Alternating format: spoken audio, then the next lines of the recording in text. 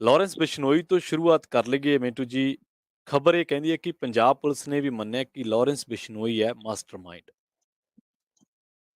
ਜੀ ਬਿਲਕੁਲ, ਇਹ ਪਹਿਲੀ ਅਧਿਕਾਰਤ ਪੁਸ਼ਟੀ ਹੈ ਜੇ ਜੀ, ਆਪਾਂ ਕਹੀਏ ਇਸ ਸਾਰੇ ਮਾਮਲੇ ਦੇ ਵਿੱਚ, ਕਿਉਂਕਿ ਜਦੋਂ ਤੱਕ ਸਾਰਾ ਕੁਛ ਕਲੀਅਰ ਆਫੀਸ਼ੀਅਲੀ ਨਹੀਂ ਹੁੰਦਾ ਉਦੋਂ ਤੱਕ ਕਹਿ ਲਓ ਕਿ ਤੁੱਕੇਮਾਰੀ ਹੁੰਦੀ ਹੈ ਜਾਂ ਅੰਦਾਜ਼ੇ ਹੁੰਦੇ ਨੇ ਸਾਡੇ, ਜੀ, ਇਸ ਤਰ੍ਹਾਂ ਹੋ ਜਾਏਗਾ।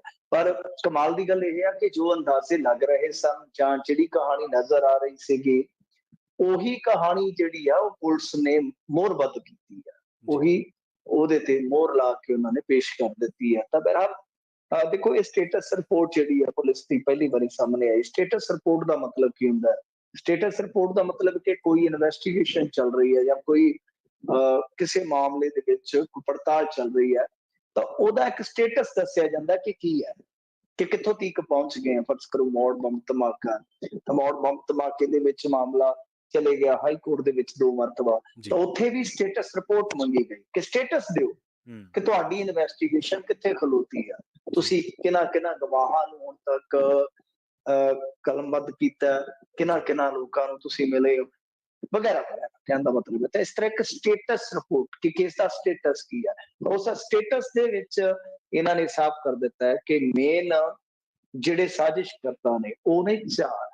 ਜੀ, ਦੋ ਬਰਾੜ, ਇੱਕ ਕਹਿ ਲਓ ਕਿ ਅਨਮੋਲ ਬਿਸ਼ਨੋਈ, ਤੇ ਦੂਸਰਾ ਕਹਿ ਲਓ ਕਿ ਲਾਰੈਂਸ ਬਿਸ਼ਨੋਈ। ਜੀ, ਚਾਰ। ਪੰਜਵਾਂ ਜੇ ਆਪਾਂ ਦੇਖੀਏ ਤਾਂ ਉਹ ਵੀ ਇਹਨਾਂ ਦਾ ਆਪਣਾ ਹੀ ਆ ਜਾਂਦਾ, ਸਚਿਨ ਥਾਪਾ। ਹੂੰ, ਤਾਂ ਇਹ ਪੰਜ ਜਾਣੇ ਇਹਨਾਂ ਨੇ ਗਿਣੇ ਆ ਕਿ ਜਿਹੜੇ ਮੋਢੀਆਂ ਚੋਂ ਆ, ਸਾਜ਼ਿਸ਼ ਕਰਤਾਵਾਂ ਚੋਂ।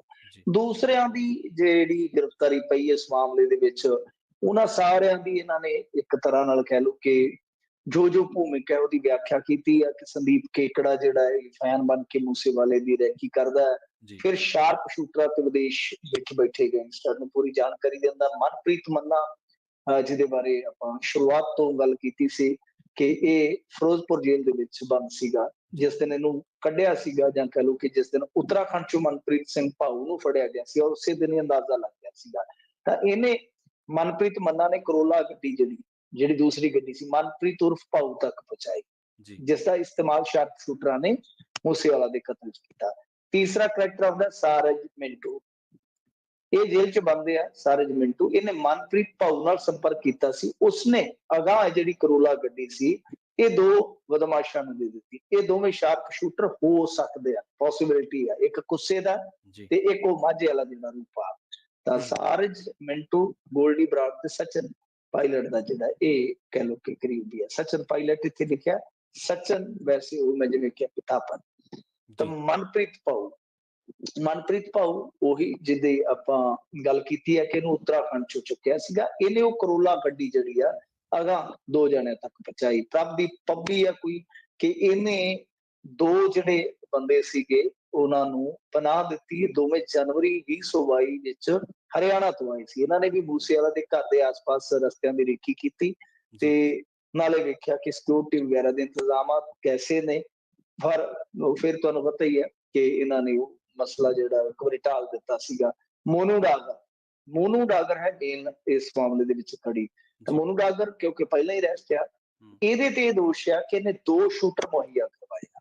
ਤਾਂ ਹੂੰ, ਸ਼ੂਟਰਾਂ ਦੀ ਟੀਮ ਬਣਾਉਣ ਦੇ ਵਿੱਚ ਇਹਦੀ ਪੂਰੀ ਇੱਕ ਭੂਮਿਕਾ ਸੀ। ਪਵਨ ਬਿਸ਼ਨੋਈ ਤੇ ਨਸੀਬ, ਇਹਨਾਂ ਦੋਹਾਂ ਨੇ ਮੂਸੇਵਾਲਾ ਦੇ ਕਤਲ ਕਰਨ ਵਾਲੇ ਸ਼ਾਰਪ ਸ਼ੂਟਰਾਂ ਤੱਕ ਬਲੈਰੋ ਗੱਡੀ ਪਹੁੰਚਦੀ ਕੀਤੀ ਤੇ ਇਹਨਾਂ ਸ਼ਾਰਪ ਸ਼ੂਟਰਸ ਨੂੰ ਪਨਾਹ ਦੇਣ ਦੇ ਵਿੱਚ ਵੀ ਇਹਨਾਂ ਦੀ ਭੂਮਿਕਾ ਸੀ। ਤਾਂ ਮਤਲਬ ਕਿ ਇਸ ਤਰ੍ਹਾਂ ਇਹ ਜਿਹੜੀਆਂ ਸਾਰੀਆਂ ਹੁਣ ਤੱਕ ਦੀਆਂ ਗ੍ਰਿਫਤਾਰੀਆਂ ਨੇ, ਉਹਨਾਂ ਨੂੰ ਇਹਨਾਂ ਨੇ ਦੱਸਿਆ ਕਿ ਕਿਹੜੇ ਕਿਹੜੇ ਬੰਦੇ ਨੇ ਕੀ ਕੀ ਭੂਮਿਕਾ ਨਿਭਾਈ।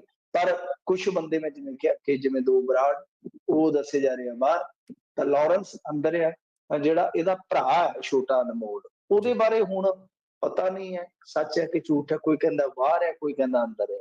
ਤਾਂ ਖੈਰ ਇਹ ਸਾਰਾ ਕੁਝ ਇਹਨਾਂ ਨੇ ਕੀਤਾ। ਹਾਂ, ਸਟੇਟਸ ਰਿਪੋਰਟ ਦੇ ਵਿੱਚ ਕੁਝ ਗੱਲਾਂ ਹੈਗੀਆਂ ਨੇ ਅਹਿਮ, ਉਹ ਮੈਂ ਤੁਹਾਨੂੰ ਦੱਸ ਦੇਣਾ ਕਿ ਨੰਬਰ 1 ਕਿ ਪੁਲਿਸ ਕਹਿੰਦੀ ਹੈ ਕਿ ਸਾਡੀ ਜਾਂਚ ਕਿੱਥੋਂ ਸ਼ੁਰੂ ਹੋਈ, ਕਿ ਬਲੈਰੋ ਦੇ ਵਿੱਚੋਂ, ਕਿਉਂਕਿ ਬਲੈਰੋ ਰੋਕ ਦਿੱਤੀ ਗਈ ਸੀ, ਉਹਦੇ ਵਿੱਚੋਂ ਇੱਕ ਛੋਟੀ ਜਿਹੀ ਪਰਚੀ ਮਿਲੀ ਸੀਗੀ ਜੀ, ਜਿਹਨੂੰ ਆਧਾਰ ਬਣਾ ਕੇ ਇਨਵੈਸਟੀਗੇਸ਼ਨ ਅੱਗੇ ਚੱਲੀ ਹੂੰ, ਹੈ। ਸੈਕੰਡ ਚੀਜ਼ ਕਿ ਚਾਰ ਸ਼ੂਟਰ ਆਇਡੈਂਟੀਫਾਈ ਕਰ ਲਏ। ਜੀ, ਹਾਲਾਂਕਿ ਇਹ ਨਹੀਂ ਦੱਸਿਆ ਗਿਆ ਕਿ ਕੌਣ ਨੇ ਜਾਂ ਫੜੇ ਹੋ ਸਕਦੇ ਜਾਂ ਨਹੀਂ, ਉਹਦੇ ਬਾਰੇ ਕੁਝ ਨਹੀਂ।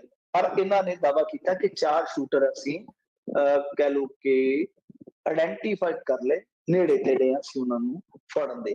ਤਾਂ ਮਸਲਾ ਬਸ ਉਹੀ ਹੈ, ਫਿਰ ਜਿਵੇਂ ਕਹਿ ਲਈਏ ਕਿ 100 ਸਵਾਲਾਂ ਦਾ ਇੱਕੋ ਸਵਾਲ ਕਿ ਸਟੇਟਸ ਰਿਪੋਰਟ ਦੇ ਵਿੱਚ ਸਾਰੀਆਂ ਚੀਜ਼ਾਂ ਸਾਫ਼ ਹੋ ਗਈਆਂ, ਤਾਂ ਇਹ ਕਹਾਣੀ ਹੁਣ ਪੰਜਾਬ ਵਾਸੀਆਂ ਨੂੰ ਸੁਣ ਲੈਣੀ ਚਾਹੀਦੀ ਹੈ ਜਾਂ ਅਫੀਸ਼ੀਅਲੀ ਇੱਕ ਦਿਨ ਆ ਕੇ ਸੁਣਾ ਦਿੱਤੀ ਜਾਏਗੀ ਕਿ ਇਹੀ ਗੱਲ ਜਿਹੜੀ ਲਾਰੈਂਸ ਬਿਸ਼ਨੋਈ ਦੇ ਮਾਮਲੇ ਦੇ ਵਿੱਚ ਕਹੀ ਜਾ ਰਹੀ ਸੀ ਕਿ ਇਹਨਾਂ ਨੇ ਹੀ ਸਿੱਧੂ ਮੂਸੇਵਾਲੇ ਨੂੰ ਮਰਵਾਇਆ, ਤਾਂ ਪੁਲਿਸ ਨੇ ਵੀ ਉਹੀ ਦਾਅਵਾ ਕੀਤਾ।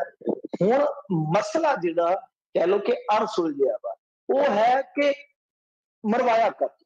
ਸਟੇਟਸ ਰਿਪੋਰਟ ਦੇ ਵਿੱਚ ਕਿਤੇ ਵੀ ਜ਼ਿਕਰ ਨਹੀਂ, ਮੈਂ ਸਾਰੀ ਪੜ੍ਹੀ ਆ, ਸਟੇਟਸ ਰਿਪੋਰਟ ਦੇ ਵਿੱਚ ਕੋਈ ਰਾਇਵਲਰੀ, ਕੋਈ ਕਹਿ ਲਓ ਕਿ ਪਰਸਨਲ ਰੰਜਿਸ਼, ਐਸਾ ਕੁਝ ਵੀ ਨਹੀਂ ਦੱਸਿਆ ਗਿਆ, ਐਸਾ ਕੁਝ ਵੀ ਨਹੀਂ ਦੱਸਿਆ ਗਿਆ ਕਿ ਪੁਰਾਣੀ ਲਾਗਡਾਟ ਕੀ ਸੀਗੀ।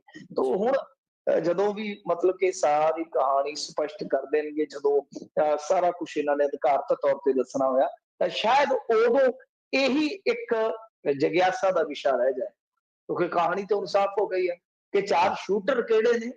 ਤੇ ਵੱਡੀ ਗੱਲ ਇਹ ਹੈ ਕਿ ਅਸਲ ਦੇ ਵਿੱਚ ਇਸ ਕਹਾਣੀ ਦਾ ਮੁੱਢ ਕਿਉਂ ਵੱਜਾ, ਮਤਲਬ ਕਿ ਇੱਕ ਸਿੰਗਰ ਨੂੰ, ਇੱਕ ਆਰਟਿਸਟ ਨੂੰ ਜੇ ਮਾਰਿਆ ਜਾਂਦਾ ਤਾਂ ਉਹਦੇ ਪਿੱਛੇ ਵਜ੍ਹਾ ਕੀ ਰਹੀ?